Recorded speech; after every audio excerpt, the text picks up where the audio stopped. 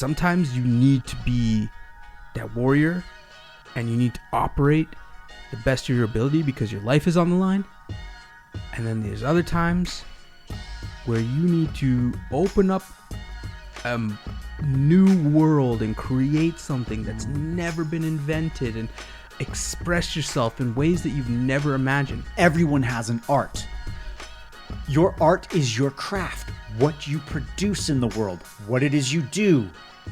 It is a creation, and by that definition, everyone that creates is an artist. Ladies and gentlemen, welcome. It is another week and another episode of the Budo Brothers podcast. You got Kyle. And Eric. And I had a crazy quote come into my mind last night. I don't know if it's from somewhere, where it is, but it just came to me. I woke up out of a sleep with this thing. And the quote is, and I'm like, it was perfect when I dreamt it, but I'm probably going to butcher it now. You have to know when it's time to pound the steel or pick up the paintbrush or pick up the art. And it just goes into warrior culture. You need to know whether it's time to use the sword or to pick up the pen and do your calligraphy and your artwork and be more on the artistic side. Because sometimes you need to be that warrior and you need to operate the best of your ability because your life is on the line. And then there's other times where you need to open up a new world and create something that's never been invented and express yourself in ways that you've never imagined. And today that's what we wanted to talk about is art and creation and how everybody has something that they do artistically. Whether they know it or not, everyone has an art. Your art is your craft, what you produce in the world, what it is you do. It is a creation, and by that definition, everyone that creates is an artist. You are a creator of whatever it is you produce, whatever value you create in the world. That is a form of art. Yeah. Whatever it is you create. So it's an interesting thought to think that we're all artists whether we know it or not. And everyone's art is different. Just like in martial arts, every style is different. Every art is different and has different pluses and minuses to everything. We as human beings have our own art. And it's all different. And it can be expressed in different ways. It can be from a painting to singing a song to inventing something brand new and unveiling an entire world, an entire industry, an entire market that hasn't existed before. But because it existed in someone's mind and they were artistic enough and used that warrior mentality to bring it into the world, it would not have existed. And even look at the martial arts, right? You have a section where it's meant to kill people straight up. Like it's meant for self-protection or to like defend or to even attack, right? And then there's this whole other side of it, this artistic expression, this flowiness, this meditative practice, this perfectionist, this never-ending journey that you continue to do and build on, and you age with it till you die. And that's the beautiful part about it. And when I look back to my schooling years, I was terrible at anything artistic. Yeah. Like arts and crafts. Like when I was the kid sticking macaroni on the sheet, mine was always the one with the macaroni was not in the right place. And like, look, Mom, it's beautiful. She'd be like, no, you're not an artist. But it's just, I wasn't talented in that realm of schooling. In that form of art. Yes. As I got older, so I grew up with the impression like, I'm not an artist. I can't do art. I don't like art. All of a sudden, though, we start this thing. Budo Brothers. Yeah. And I'm finding that it's more about art than anything else. Your art. Yes. Us creating art. Yes. Us creating this thing for people to experience. And that's the beautiful part about art. Art isn't selfish. Art is created to give as an experience. It's for other people to enjoy. Yes. And that's interesting because if art is for other people, whatever the art form takes, it by definition should create value for other people. Listening to a song is beautiful. The value in the song is the way it makes you feel. If art made people feel like shit, no one would buy it. But there is some that does. What art that makes people feel like shit people pay for? Some movies. Horror movies, but they enjoy getting the shit scared out of them, which is fucked up. So they enjoy that. That's the value. I love getting them. I know people that love horror movies. Scares the shit out of me. What about people that do like the hooks in them and then they That's some hang kinky from shit. things? That's some like that's listen, art. Sure, but they pay for that shit, so it's got to be valuable. Yes. If it wasn't valuable, they wouldn't be like, yes, everything. Pierce my nipple. Like, and one thing though is that you never know when you create the art. You essentially build it for you to solve problems as an expression of yourself, right? You're building it around your expression, but once you're like, all right, this is a finished thing and I'm going to share it, you cannot control what the experience is going to be. Exactly. How many times do we put out something thinking the experience is going to be one way and it's completely different, right? And I'm sure that like musicians like wrote a song a specific way and wanted a specific like result, and then they put it out and it completely has the opposite, right? You can't force art. You can't like, I'm going to make a viral video.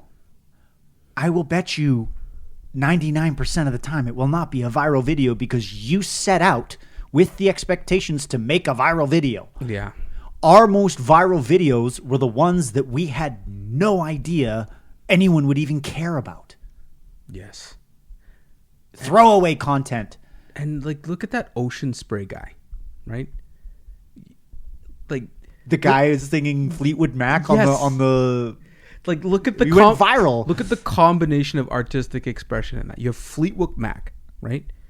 Just a gangster ass band.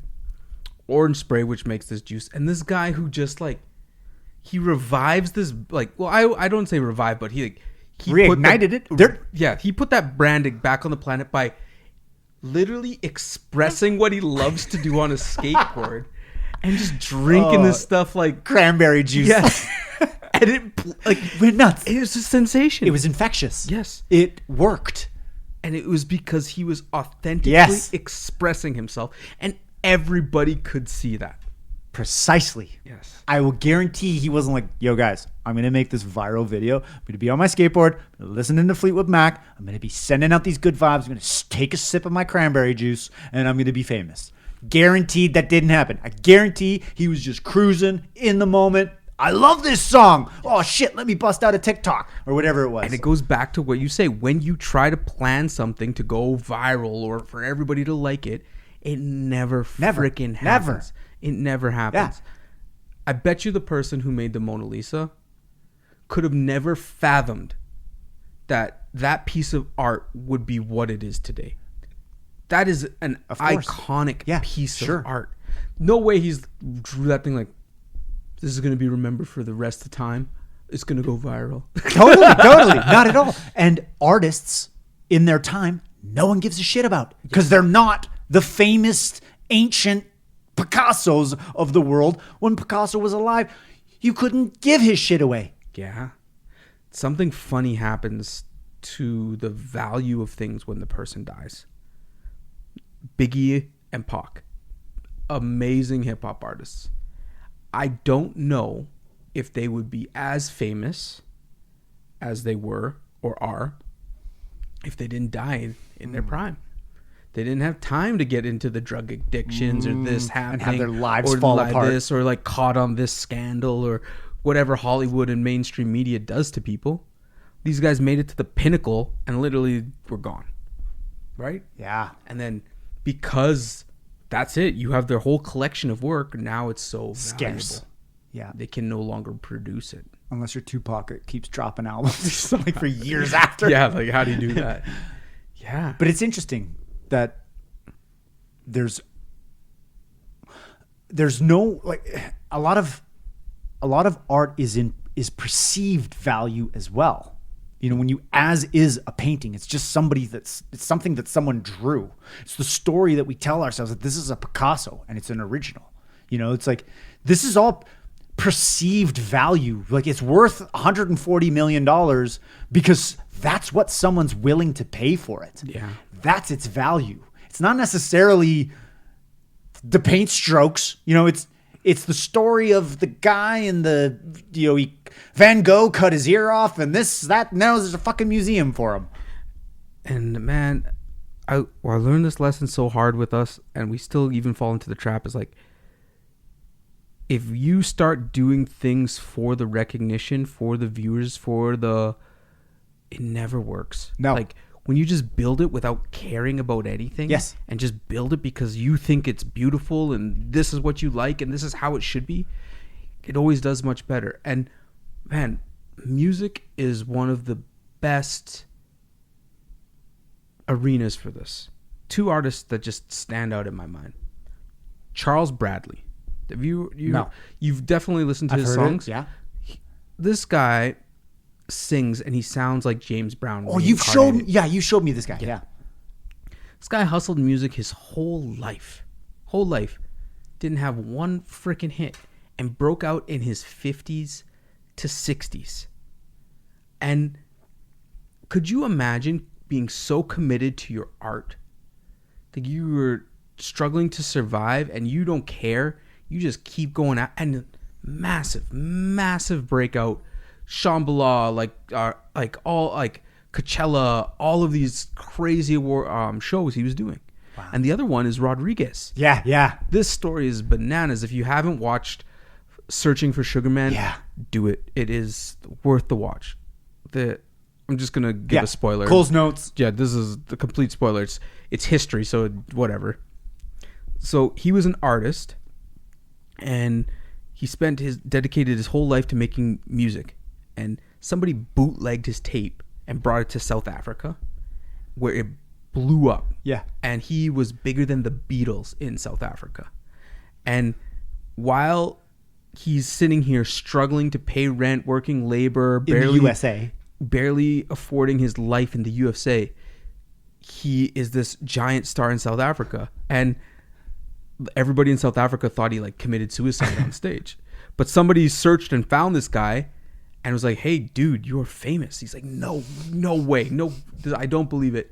His first show after retiring from music, because it wasn't working, was in front of a packed stadium with 90,000 fans in South Africa. Real. And you can't, no. That's fake. But imagine that's how long it took him to realize the success of his artistic expression. Yeah, right. I can't remember. It was on one of our AGMs, or one of our annual general meetings, and we were going through our business and figuring out how we were going to handle the next year. And I just remember having this vision of us projecting, marching to the own beat of our drum and just sending out good vibes and creating this art that we are creating. It is our artistic expression. And I remember thinking like, we can't lose that, because that is what makes this special. Yeah. And even for you, right? Like, you're more artistic than I am. Like, in the traditional sense. But even too, like, you love to spend time in creating things. You have paintings. You have, and you operate best in that space. Damn right. And like, you enjoy that. But it's so hard because the world constantly tries to prevent artists from being in that space. Right. They have so many catches because art isn't operations. It's not it's not exchange for time. It's not. It doesn't operate in the same realm. It, Right. like, you need to develop it, create it, try it out. It's long-term gratification, right? It doesn't.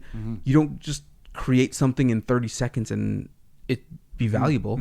It takes mastery. It takes work. It takes iterations. Yeah. It's slower, and the world doesn't like slow. You know, they want Choose it up. yeah, they want everything fast, and now Right. they want a McDonald's every day. Yeah. And I think detaching yourself from the outcome and actually enjoying the process of art creation is the magic.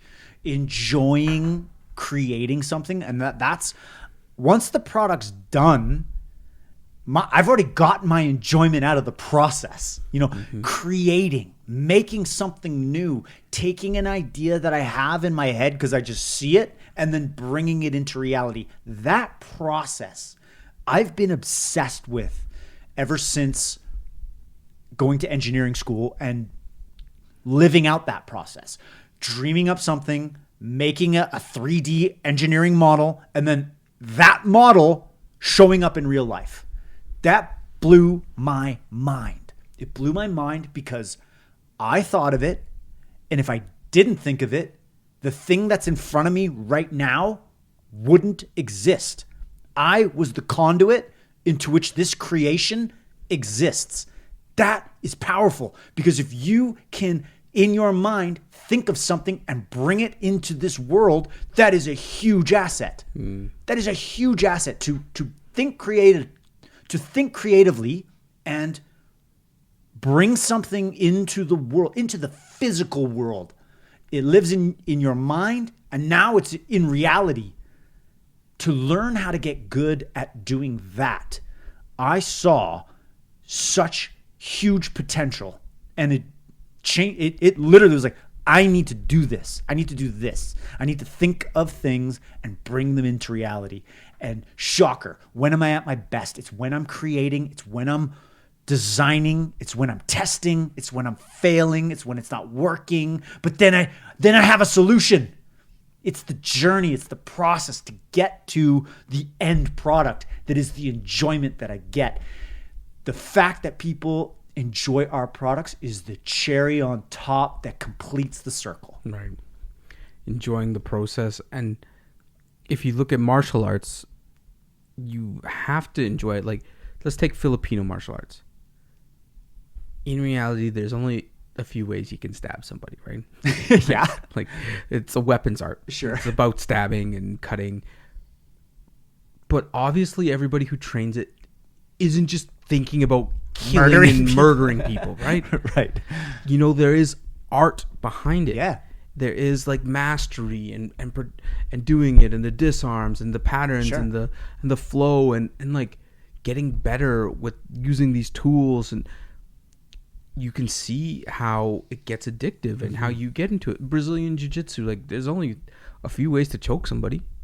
There's a lot. More than I knew. And then you throw in these lapels and all Yeah. this stuff, and people doing, like, look at the 10th Planet guy doing all this, like, rubber chicken, Yeah. ground control, frickin' skydiver technique. Like, you know, Yeah, it's yeah. just like crazy innovations. But That's it's an art. Artists created Yes. that. Yeah. Like, that stuff didn't exist. Like, martial arts has exploded with new things in the last 10 years. Yeah. With the advent of the internet. And it's just amazing to watch it. Like, we wouldn't be doing Filipino martial arts if it wasn't for the internet. Yeah. Fact. And, like, trying out all these new cool things. Yeah. What's also interesting when you're looking at art, and what would you say is the opposite of art? Like Structure. numbers, and this, that. So, or just what I'm trying to get at is, it wasn't until, I want to say, the advent of the internet where structure and, you know, knowing accounting and what's right brain and left brain? Which one's the creative? Which one's I think left brain's creative. I'm either way? not 100%. The creative brains were useless. Great, sing songs and entertain us. Yeah. Where right brain or whatever brain it is, where it's analytical, you know, having the skill set to crunch numbers and know things and regurgitate facts. That's valuable. As society's morphed and molded, I swear, artistic attributes are now valued higher than they were before. Yeah. It used to be that the more analytical was highly prized, highly valued, because I can take your analytical knowledge and you can build a factory and I can make money off you and blah, blah, blah. That it's the structural. And computers were like, that's a cool you're story. useless. Right, exactly. So all of the analytical things that have been automated by computers, if that is now the level playing field, and guess what? You suck at accounting? Don't worry. There's an app for that. Right. Now, all of a sudden, us artistic folk, that the analytical folks that had no creativity, no artistic flair, they're like, shit, we got replaced. And until computers start replacing artists, the runway looks long. Yeah. It does, And it literally has a lot to do with why we want to be a perma indie brand. Yes. Right? Because no matter what, if you're a business and you grow to a certain amount of employees and humans and cash flow and you IPO, you lose the art. Because now you got to make your quarterly earnings. And you're responsible for this board of directors doing all this. Like, you can't just be free and create and enjoy and experience and express yourself without running it by Ron and from frickin' public relations. You know? Or like getting six people into a room to discuss your idea of how you're going to put this on your sneaker. Yeah. Like, I don't think this is a good idea. This is really going to be bad for the brand. It's like, I made this brand. Yeah. Yeah. That kills the art. Yes, it kills the art. And, Nike hasn't really done anything as big as Jordan ever again. Like, blue ribbon shoes.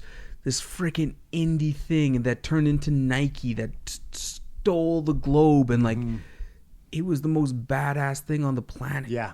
And then, now you got your Jordans, you got this stuff. There's a culture around it, but like they were gods within their space. Sure. I also think that those times will never exist again.